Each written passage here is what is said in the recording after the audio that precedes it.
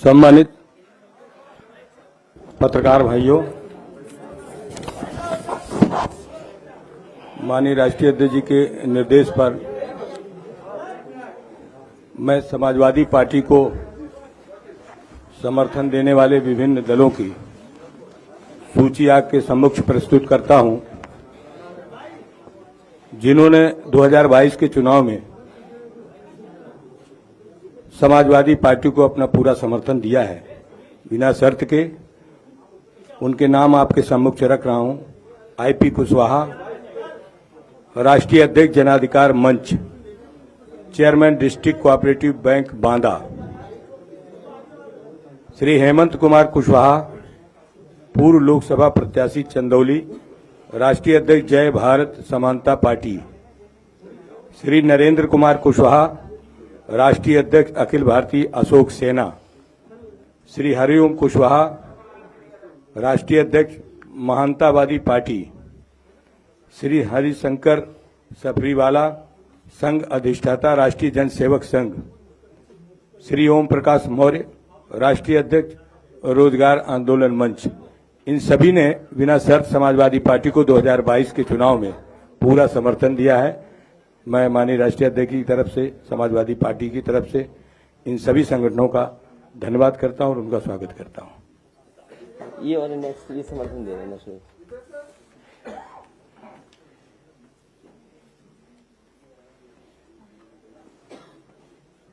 श्री राजकुमार सिंह मौर्य, राष्ट्रीय अध्यक्ष national youth party.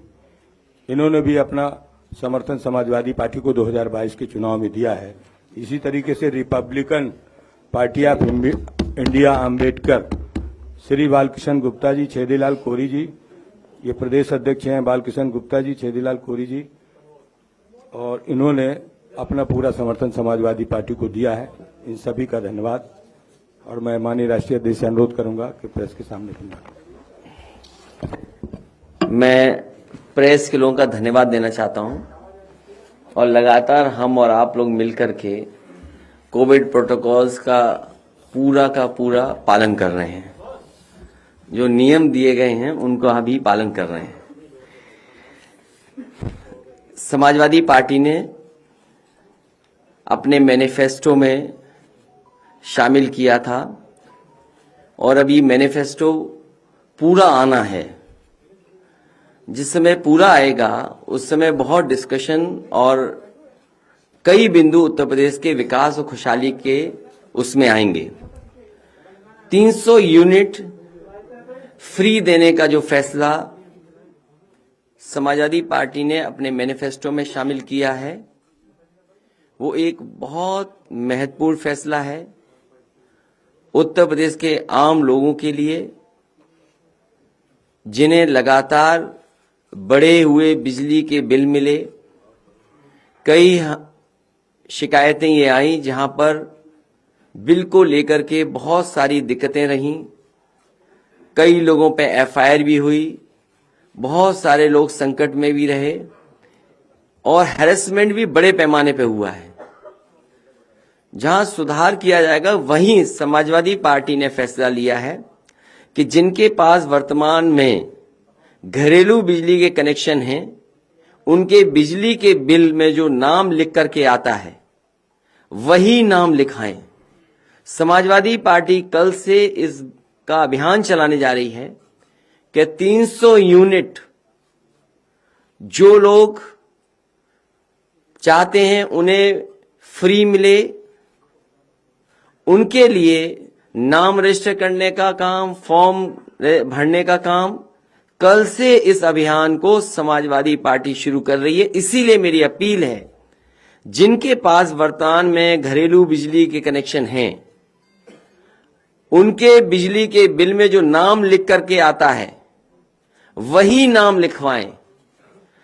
और जिनके पास अभी घरेलू कनेक्शन नहीं है पर जो भविष्य में लेने वाले हैं, वो सभी लोग राशन कार्ड या आधार कार्ड में लिखा हुआ नाम ही लिखवाएं। ये अभियान समाजवादी पार्टी का कल से शुरू होने जा रहा है। 300 यूनिट मुफ्त पाएं, नाम लिखाएं और नाम न छूट जाए। बहुत बहुत धन्यवाद आपका।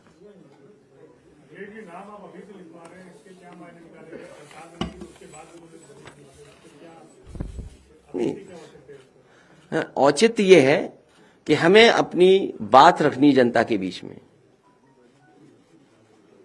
डेमोक्रेसी में और इलेक्शन कैंपेन में जो आप अपना मुद्दा है वो लेकर के जा रहे हैं, तो इस मुद्दे को हम जनता के बीच में और घर घर जाना चाहते हैं। हमारे प्रत्याशी आज कैसे प्रचार करेंगे जहां इतने नियमों का पालन करना है, बड़ी बड़ी रैलियां नहीं हो पा रही हैं।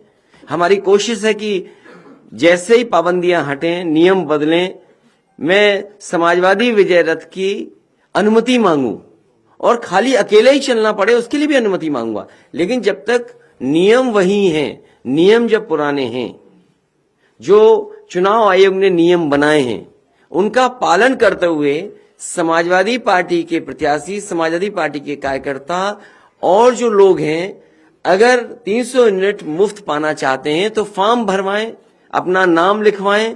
और नाम इसलिए जरूरी है कि जो बिल में नाम आता है, बिल में जो नाम आता है वही नाम जरूरी है।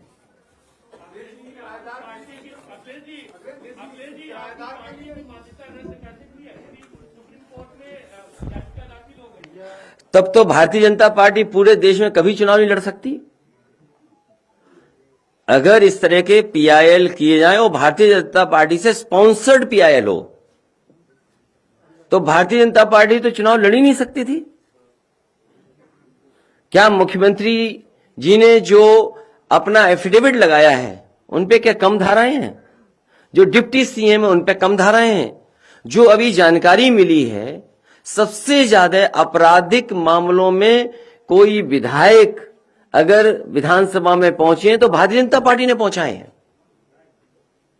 और हमने आपने खुलेआम देखा है सांसद विधायक में कितनी मार पिटाई हुई, और वो भी गिने गए। रोक रोक करके टीवी के लोगों ने दिखाया कि देखिए गिनिए, 1 2 3 4।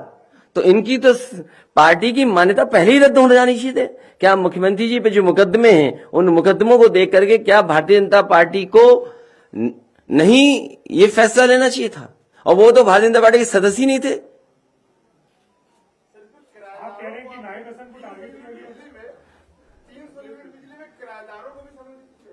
नहीं, जिनके पास बिजली का कनेक्शन है, ये बात कनेक्शन की हो रही है, घर पे किराए पे रह रहे उसकी बात नहीं हो रही है। तो अगर आप किराए पे भी रह रहे हैं और बिजली का कनेक्शन है, मैं आपसे कहना चाहता हूं ये बिजली का कनेक्शन अगर आपके नाम पर है, जिस बिल को आप भरते हैं, बिल के ऊपर जो नाम है वो आप नाम इस फॉर्म में जमा कराइए। कल से समाजवादी पार्टी इस अभियान को शुरू कर रही है।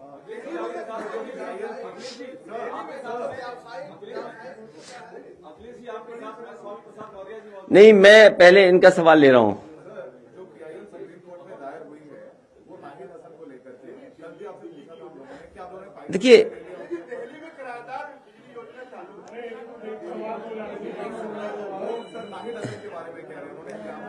देखिए जो समाजवादी पार्टी के ऊपर कई लोगों पर झूठे मुकदमे हैं, और इतने झूठे मुकदमे हैं जिसकी आप कल्पना नहीं कर सकते। हमारी पार्टी के कई नेताओं पर, पार्टी के वरिष्ठ नेताओं पर लगातार भारतीय जनता पार्टी की सरकार में झूठे मुकदमे लगाए गए। मैंने कई बार प्रेस कॉन्फ्रेंस में इसका उदाहरण दिया कि एक जिला अधिकारी जो रामपुर के थे, वो आउट ऑफ स्टेट से आए थे, उन्हें अपना एक्सटेंशन चाहिए था। उन्होंने सरकार की पूरी मन मर्जी के साथ काम किया और न जाने कितने मुकदमे लगाए रामपुर में। एक आईपीएस एक दूसरे आईपीएस पर आरोप थे, और इस बात का आरोप था, ये कोई पॉलिटिकल पार्टी का आरोप नहीं था। एक आईपीएस दूसरे आईपीएस पे आरोप लगा रहा था कि पैसे से पोस्टिंग हो रही है, पैसे से ट्रांसफर हुआ है। उस आईपीएस की जांच खत्म करने के लिए रामपुर भेजा गया। समाजवादी पार्टी पे पिछले 5 साल में सबसे ज्यादा झूठे मुकदमे अगर किसी ने लगाए तो भारतीय जनता पार्टी ने लगाए, और उसी कड़ी में नाहिद हसन भी आते हैं। अखिलेश जी, आपके साथ में आज प्रसाद मौर्य के साथ में ये अब्दुल्ला आजम मौजूद है। अब्दुल्ला आजम की मौजूदगी यहाँ पर किस बात का संदेश देती है? इसका मैसेज क्या है, पॉलिटिकल मैसेज इसका? आपको क्या लग रहा है? ये तो आप बताएंगे। समाजवादी पार्टी के सभी नेता सदस्य यहां बैठे हैं। हमारे बाईं तरफ अब्दुल्ला है और उनके बाईं तरफ वो हैं जो यूथ नया हमें समर्थन दे रहे हैं। पर अभी ये जेल से रिहा होकर के आए हैं, काफी दिन जेल में रहना पड़ा, तो उसके बारे में कुछ आप कहेंगे? क्या कोई अन्याय? ये लड़ाई लगातार लड़नी पड़ेगी। इनको फंसाने में कांग्रेस बीजेपी दोनों एक थे। कांग्रेस भी थी। आप जानकारी कर लीजिए। इसलिए मैं चाहूंगा कि अगर बिजली पर रहेंगे तो ज्यादा आप जनता की मदद कर सकेंगे और मदद कर पाएंगे, क्योंकि मुझे लगता है कुछ साथी ऐसे हैं वो भी बिजली के कारखाने का नाम नहीं रटे हैं अभी तक। बताइए।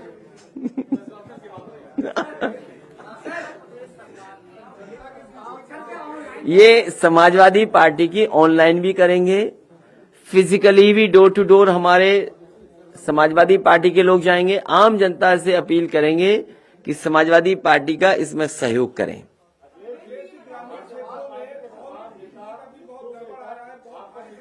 इसीलिए मैंने कहा कि ग्रामीण क्षेत्र में जिनके पास कनेक्शन है, बिजली नहीं आई, लेकिन पता नहीं मीटर की रफ्तार क्या थी। और अगर अभी, और हाँ, ये बहुत अच्छी जानकारी दी इन्होंने, सरकार ने पिछले कुछ महीनों से बिजली का बिल नहीं भेजा है लोगों को। और बिल इसलिए नहीं भेजा है कि सरकार को यह पता है कि बिजली के बिल बड़े बड़े पैमाने पर लोगों को जाने हैं। जिन्होंने बिजली नहीं ली, जलाई नहीं, मीटर नहीं चले, उन पे हजारों के बिल आ रहे हैं। सरकार ने जानबूझ करके बिजली के बिल नहीं भेजे, क्योंकि बिजली का बिल भेज दिया तो जनता ऐसा करंट मारेगी, इनको इतना करंट लगेगा कि इनकी जमानतें जब्त हो जाएंगी। पहले हमारा कार्यक्रम ये चल रहा है 300 यूनिट का फ्री, और बिजली का उत्पादन उत्तर प्रदेश में कैसे बढ़े।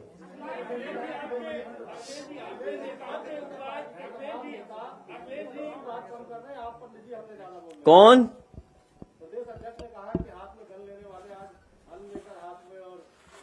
कौन कह रहा है? उनका जवाब हमारे प्रदेश के अध्यक्ष देंगे। जो प्रदेश अध्यक्ष हैं उनका जवाब देंगे। और अगर उन्होंने अन्नदाताओं को आतंकवादी कहा, कौन नहीं जानता कि अन्नदाता को आतंकवादी नहीं कहा भारतीय जनता पार्टी के लोगों ने, तो फिर आतंकवादियों को अन्न क्यों खाते हैं? ये खाना छोड़ दें। और कम से कम भारतीय जनता पार्टी के लोग ये बताएं, किसी बात को कहने से पहले क्या उन्होंने अपने संकल्प पत्र में नहीं लिखा था कि 2022 तक किसानों की आय दोगुनी हो जाएगी? अभी भी जब चुनाव में जा रहे हैं, बहुत सारे चीनी मिलों ने किसानों के गन्ने का भुगतान नहीं किया है। पूरे उत्तर प्रदेश में धान की लूट हुई। पूरे उत्तर प्रदेश में जिन किसानों की फसल का नुकसान हुआ, चाहे ओलावृष्टि से या किसी कारण या जानवर से, अभी तक किसी को मुआवजा नहीं दिया गया, किसी की मदद नहीं की गई। और आज महंगाई के कारण किसानों की कमाई आधी हो गई है। तो ये इन सवालों का जवाब भारतीय जनता पार्टी कब देगी?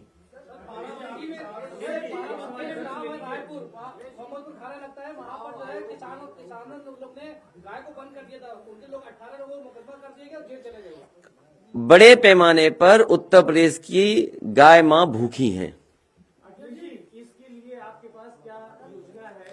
अगर आपके पास सुझाव हो तो जरूर दीजिए, उसको भी शामिल करेंगे, जो मैनिफेस्टो में हम शामिल करने जा रहे हैं।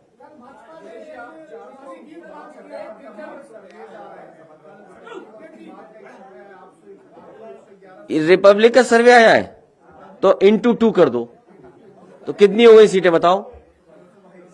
नहीं, अगर इंटू 2 किया, कितनी दी हमारी? तो लगता है इंटू 3 करना पड़ेगा। और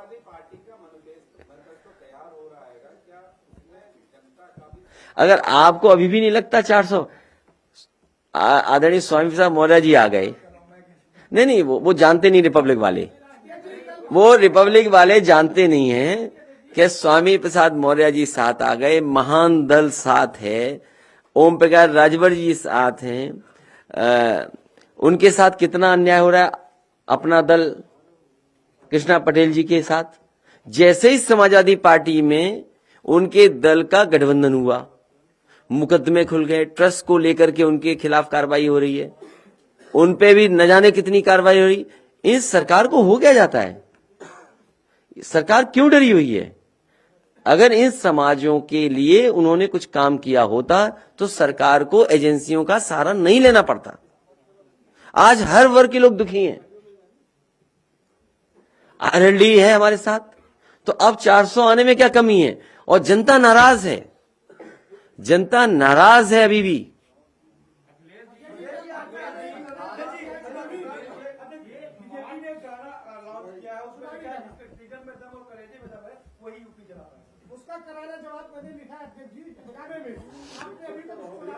लाइए, अभी लॉन्च कर देंगे, लाइए। अच्छा, मेरे प्रेस के साथियों से निवेदन है, ये हर प्रेस कॉन्फ्रेंस चाहते हैं इनका गाना लॉन्च हो जाए, इसलिए मैंने सुना नहीं है, मैंने देखा नहीं है, लेकिन अगर कोई आपको नाराजगी होगी तो इनसे हो। 4 साल के काले कारनामों को उजागर किया। अभी नहीं, लास्ट में, अभी नहीं। ये जो गाने बन रहे हैं,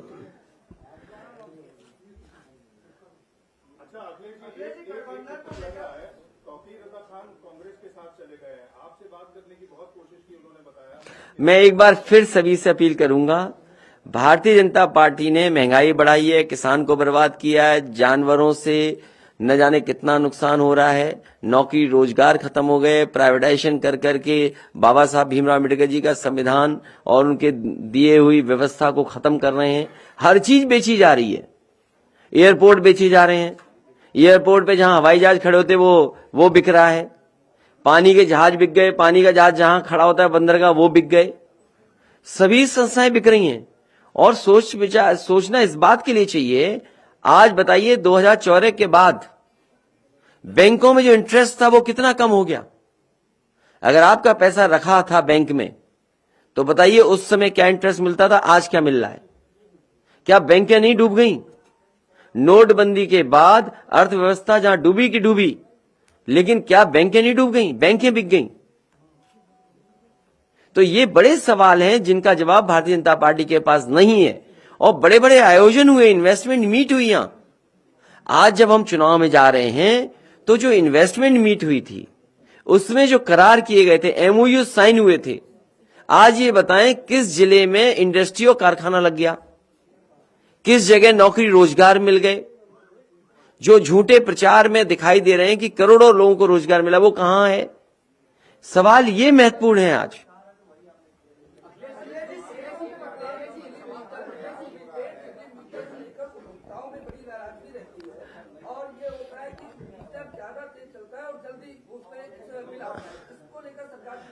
जो मीटर्स आए, मीटर्स की शिकायतें थी, मीटर्स वो होने चाहिए जो रेगुलेटर्स या रेगुलेशन अथॉरिटी है जो अप्रूव करे।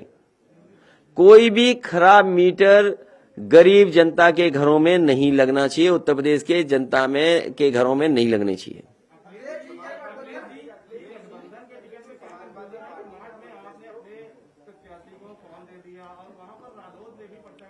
वो कुछ कंफ्यूजन था, वो कंफ्यूजन दूर हो जाएगा। नहीं, वो कंफ्यूजन किसी कारण था जो आपने पिछले से पिछले प्रेस कॉन्फ्रेंस में सुना था, शायद आप भूल गए होंगे, उसी की वजह से ये हुआ।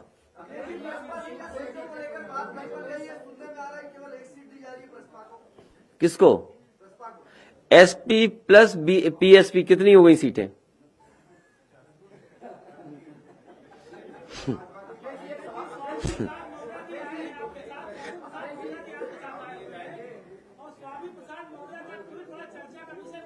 क्या ट्वीट है? उन्होंने कहा हम जिसके साथ जाते हैं वनवास हो जाता है, तो कितने साल का वनवास करेंगे वो? उनका नहीं, उनका करके आएंगे ना वनवास तो। जिसका साथ छोड़ते हैं उसका वनवास होता है। दोबारा भी साबित होगा 10 मार्च को।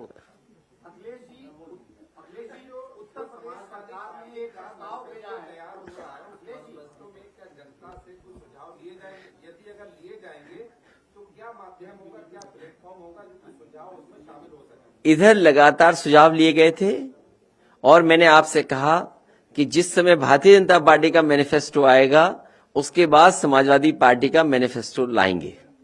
और बहुत सारे सुझाव हमें समय समय पर मिले हैं, सोशल मीडिया के माध्यम से ही मिले हैं, हमारे शुभचिंतक हैं उन्होंने भी दिए हैं, समय समय पर किसान संगठन के लोग मिले हैं या और संस्थाओं के लोग मिले, उन्होंने भी बहुत महत्वपूर्ण सुझाव दिए हैं। बड़े पैमाने पर डॉक्टर्स मिले हैं, लगातार डॉक्टर्स भी संपर्क में, उन्होंने भी कुछ सुझाव दिए हैं। तो लगातार सुझाव समाजवादी पार्टी को मिले हैं, जिन्होंने दिए हैं उनके सुझावों को रखा है। और मैं फिर भी कहता हूं, अगर कोई सुझाव देना चाहता है तो आज इतने प्लेटफॉर्म्स हैं समाजवादी पार्टी के हैं, मेरे पास भी है, इनबॉक्स भी बहुत सारे मैसेजेस मिले हैं। जैसी तारीखें चुनाव की घोषित हुई या पिछले 1 साल से लगातार लोग कुछ न कुछ सुझाव दे रहे हैं।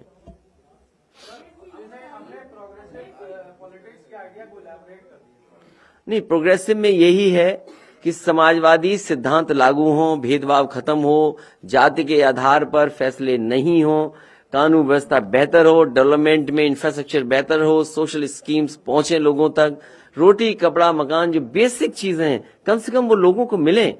और समाजवादी पार्टी प्रोग्रेसिव काम इसलिए करती है, आपके सामने एग्जाम्पल है। लखनऊ में आप देखिए वर्ल्ड क्लास मेट्रो है कि नहीं है, उसी तरह की metro Noida to Greater Noida world class है कि नहीं है। आप आगरा की वर्ल्ड क्लास मेट्रो बन रही कि नहीं बन रही, कानपुर में वर्ल्ड क्लास मेट्रो दी कि नहीं दी। ये तमाम पॉलिटिकल पार्टीज के बड़े बड़े नेताओं ने कहा कि नदियां साफ हों। आज दुनिया में बहस इस बात की होती कि नदियां कैसे साफ हों, पानी कैसे साफ मिले। तो एग्जाम्पलरी वर्क किया समाजवादी पार्टी ने, जो गोमती को साफ करके दिखाया। 900 मीटर अगर जुड़ गई होती तो शहर में साफ गोमती बहती। वर्णा पे काम शुरू कर दिया, आपकी इंस्टीट्यूशन बनाई बड़ी बड़ी, चाहे आपके कैंसर इंस्टीट्यूट बनी हो, क्योंकि यहाँ के गरीब लोगों को इलाज कराने बंबई जाना पड़ता है, दिल्ली जाना पड़ता है, महंगा इलाज कैंसर का है और इलाज लोग नहीं करा पाते हैं। इसलिए समाजवादी सरकार में कैंसर इंस्टीट्यूट बनी। ये सब प्रोग्रेसिव है। लैपटॉप डिस्ट्रीब्यूशन करना ये प्रोग्रेसिव सोच थी। समाजवादी पेंशन देना गरीब माताओं बहनों का, हो सकता है कि कल हम समाजवादी पेंशन को लेकर के आप लोगों को फिर तकलीफ दें एक बार। तो ये समाजवादी पार्टी की लगातार कोशिश है कि प्रोग्रेसिव काम हो, डेवलपमेंट के काम हो, लोगों को जोड़ने का काम हो। हम लोग जोड़ रहे हैं, कभी नफरत की राजनीति नहीं करते, कभी किसी बात को लेकर किसी से नहीं जोड़ते। लेकिन भारतीय जनता पार्टी के देखिए, हमारे मुख्यमंत्री जी कहते हैं जीन्स इनके ऐसे हैं। याद है या नहीं याद है? अभी कुछ दिन पहले मुख्यमंत्री जी ने कहा कि हमारे जीन्स ऐसे हैं। तो मैं तो चाहूंगा कि मुख्यमंत्री जी हमारा आपका दोनों का सैंपल ले लो, जीन्स चेक कर लो किसके कैसे हैं। हमारा भी सैंपल भेज दो डॉक्टर, हम भी दे रहे हैं, अपना भी सैंपल दे दो। तो ये प्रोग्रेसिव है कि हम जीन्स पे बात नहीं करते हैं। हम उनके पक्ष में हैं, हम उनके पक्ष में हैं। केवल उनके नहीं, बीपीएड जितने भी टीटी जितनी भी परीक्षा कैंसिल हुई, लोगों को, नौजवानों को नौकरी मिले, रोजगार मिले, वो सब चीजें आएंगी। वो आएंगी चुनाव के मैनिफेस्टो में, वो सब आएंगे जिन्होंने हमसे ज्ञापन दिए हैं। नंबर्स नहीं, नंबर्स तो बहुत है। मैंने आपसे कहा ये सही सवाल पूछा इन्होंने, और इसलिए अच्छा सवाल है। और जिस पत्रकार साथी ने पूछा है उसे एक बार हमारी भी मदद कर दे। उसमें समाजवादी पार्टी में लैपटॉप डिस्ट्रीब्यूशन हुए थे, लैपटॉप डिस्ट्रीब्यूशन हुए थे और 20 लाख के लगभग अलग अलग, 18 लाख से ऊपर लैपटॉप डिस्ट्रीब्यूशन हुए। हम 20 लाख भी कहते हैं, 18 लाख से ऊपर लैपटॉप डिस्ट्रीब्यूट हुए। एक एक बच्चे के पास जाइए, आपको कहीं ना कहीं स्टोरी मिलेगी कि उस लैपटॉप से कितना उसको लाभ मिला, या पढ़ाई में मदद हुई, या उसने रोजगार कर लिया, नौकरी कर ली। और 2 प्रोजेक्ट मैंने कई बार कहे और फिर कहता हूं, केवल 2 प्रोजेक्टों को उदाहरण देता हूं। जो एचसीएल लखनऊ में बना है, आज उसमें डायरेक्ट इनडायरेक्ट 4000 से ऊपर लोगों को नौकरी और रोजगार मिले। जो एचसीएल का लखनऊ का ट्रेनिंग इंस्टीट्यूट है, उसमें 4000 से ज्यादा डायरेक्ट इनडायरेक्ट लोगों को नौकरी मिलेगी और मिल रही है। अगर हम मेट्रो को देखें जो लखनऊ की है, उसमें 3000 डायरेक्ट इनडायरेक्ट नौकरी मिली है। कानपुर में जो शुरू हुई है मेट्रो, वो अभी हाल फिलहाल 1200 लोगों को डायरेक्ट इनडायरेक्ट नौकरी मिली है। तो 3 प्रोजेक्ट मैंने बताए। एचसीएल जो था, जिसको एक्सपेंशन दिया, जिसको बाबा मुख्यमंत्री खुद कहते हैं कि कभी कभी उन्होंने किया है, उसमें भी हजारों की संख्या में, मैंने किसी अधिकारी से बात नहीं की है, मैं वो भी जानकारी करूंगा और आपको बताऊंगा कि आखिरकार उस एक्सपेंशन से कितनी बिजनेस हुई या कितने लोगों को रोजगार और नौकरी मिली है। तो इसलिए हम कह रहे हैं कि जब लाखों लैपटॉप बांट सकते हैं, 18 लाख लैपटॉप दे सकते हैं, तो सोचो उससे नौकरी रोजगार कितने लाख को मिली होगी। और इस सेक्टर को आईटी और आईटी सर्विसेज कितना बड़ा ग्रो कर गया है सेक्टर, तब तो उसमें प्लान्ड वे में, अरे मैनिफेस्टो का इंतजार तो करो। पहले हम सब मिलकर सरकार हटाने बीजेपी की। अखिलेश जी, एक सवाल ओपी राजभर जी से कल हम लोग की बात हुई, उन्होंने बोला कि अभी भी वो चाहते हैं कि आजाद समाज पार्टी और चंद्रशेखर आजाद जो है वो साथ आए। इसको लेकर उन्होंने बोला था कि वो रात में आपसे बात करेंगे, तो कोई बात नहीं, उनका सुझाव कंसीडर करेंगे। और अभी बिजली पे कुछ पूछ लो पूछ लो कुछ, बिजली पे ही पूछ लो कुछ, तो वो ठीक होगा। टेक्नोलॉजी इंट्रोड्यूस हो, क्यों नहीं टेक्नोलॉजी इंट्रोड्यूस हो।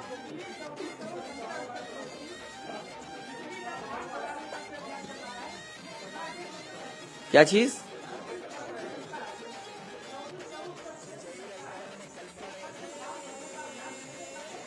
ये लगातार चलता रहेगा, सरकार बन जाएगी फिर चलता रहेगा। सर, आपकी योजनाओं से एक सवाल है। आप जब मुख्यमंत्री बने थे 2012 में, तो आपको राजकोषीय घाटा मिला था 18,000 करोड़। आज है 9,000 करोड़, 90,000 करोड़ है आज। ये संसाधन कैसे कि एक विभाग का 90,000 पूरे बजट का? सरकार का राजकोषीय घाटा है। ये सवाल मुझसे न पूछो, ये सवाल 5 साल वालों से पूछो। नहीं, वो नहीं पूछे, अभी नहीं पूछे हमसे। हाँ, आप बाबा मुख्यमंत्री पूछिए कि क्या करते रहे 24 घंटे, क्या काम किया आपने कि जो इतना घाटे से इतना घाटा कर दिया। कितना घाटा बताया आपने? हमारे में तो 9,000 करोड़ का, 18,000 करोड़ का था। आज कितना? मैं ऐसे पत्रकार साथी का धन्यवाद दूंगा जिन्होंने भारतीय जनता पार्टी की आंख खोल दी। 18,000 करोड़ था जब समाजवादी सरकार थी, उस समय वित्तीय घाटा, और अब 5 गुना कर दिया। तो ये बाबा मुख्यमंत्री डबल इंजन की सरकार क्या कर रही थी? उत्तर प्रदेश का खजाना क्यों बर्बाद कर दिया? आप बचत छोड़ के गए थे 28,000 करोड़, इनकी बचत 23,000 करोड़। तो अच्छी बात है, 5,000 करोड़ फिर उसमें चला गया। ये हम पे छोड़ो, कैसे लाएंगे, पहले सरकार बनाइए उसके बाद करेंगे। अगर सब गणित अभी बता दें फिर कैसे कामयाब होंगे।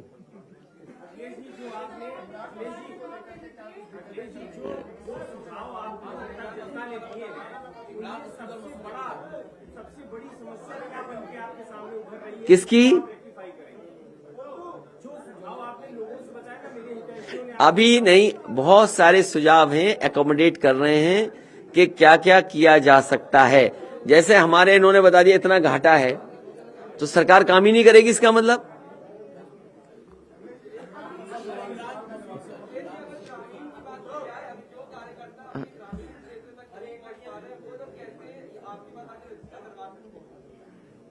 जो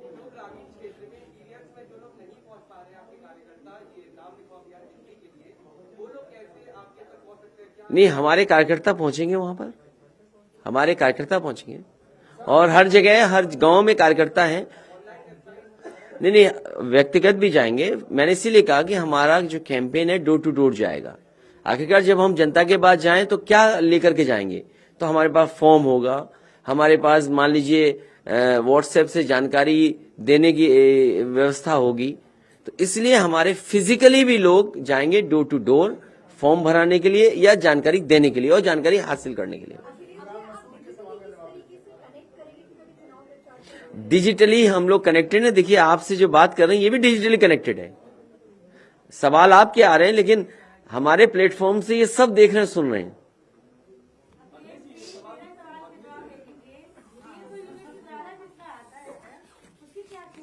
कितनी? 150 यूनिट से। तो 300 यूनिट ही तो माफ कर रहे हैं, तो 300 यूनिट वाला बिल देना आप, माइनस हो जाएगा 300 यूनिट आपका, 300 यूनिट माइनस हो जाएगा आपका अगर आपका यही 300 यूनिट क्या कार्यक्रम शुरू करेंगे?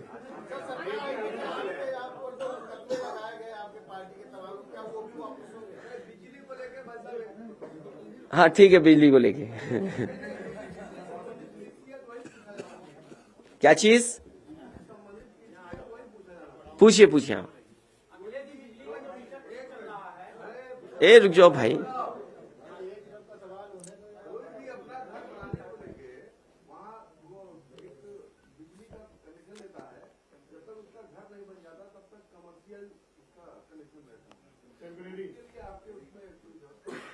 नहीं आप क्या सुझाव देते हो, उसमें क्या होना चाहिए? तो देखिए जो, हाँ ठीक है, ये अगर इस तरह का व्यवस्था कोई सुझाव होगी तो उसको शामिल करेंगे, सहूलियत दें कनेक्शन को लेकर के।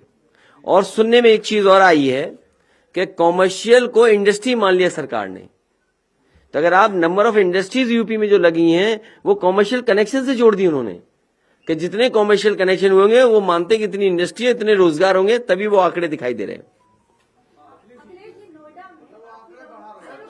हाँ, इंडस्ट्री के झूठे आंकड़े और उसके साथ रोजगार के आंकड़े।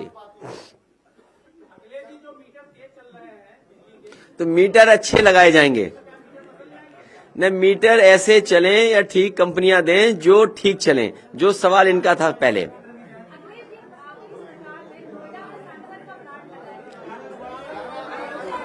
अजय आखिरी गाना सुनाइए इनका, जो गाना लॉन्च है, गाना सुनाइए।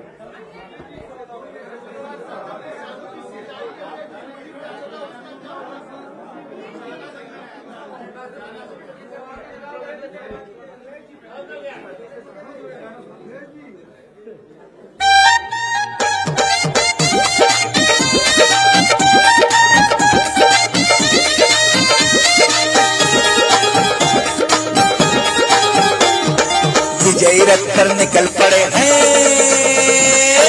विजय रथ पर निकल पड़े हैं यूपी के करधार, सर पर टोपी लाल धरे हैं, मुख पर तेज अपार। विजय रथ पर निकल पड़े हैं यूपी के करधार, सर पर टोपी लाल धरे हैं, मुख पर तेज अपार। 22 में बाइसिकल की बढ़ेगी अब रफ्तार, 22 में बाइसिकल की बढ़ेगी अब रफ्तार। आने वाली है 22 माह अखिलेश की सरकार, आने वाली है 22 माह अखिलेश की सरकार।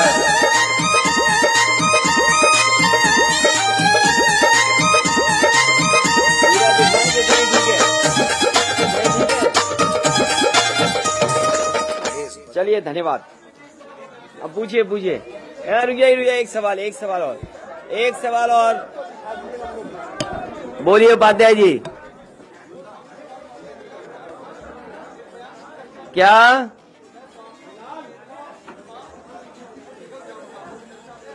वो पुराना हो गया भाई, पुराना हो गया, पुराना नया पूछिए, कुछ नया पूछिए। क्या?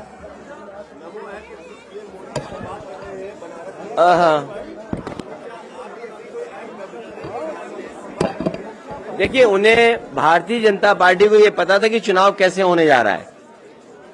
भारतीय जनता पार्टी को पता रहा होगा कि चुनाव कैसे होने जा रहा है, इसीलिए वो डिजिटली बहुत साउंड अपने आप को करके और पहले से उन्होंने तैयारी कर ली।